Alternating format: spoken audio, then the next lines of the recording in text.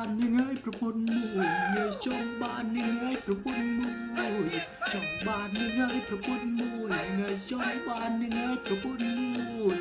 បើបាននឹងហើយបំលែងព្រួយបើបាននឹងហើយបំលែងព្រួយព្រោះបានមួយហួយសាច់បានហួយសាច់ហើយខ្ញុំចង់បាននឹងហើយប្រពន្ធមួយងាយចង់បាននឹងហើយប្រពន្ធមួយចង់បាននឹងហើយប្រពន្ធមួយងាយចង់បាននឹងហើយពីខ្មែរសាប់គេបងមិនយកទេ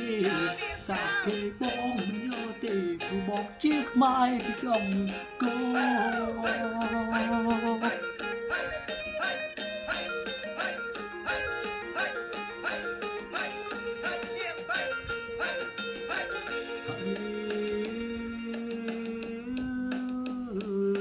អង្គុយគិតនឹងហើយបើមានប្រាក់យកប្រពន្ធម្នាក់នឹងហើយ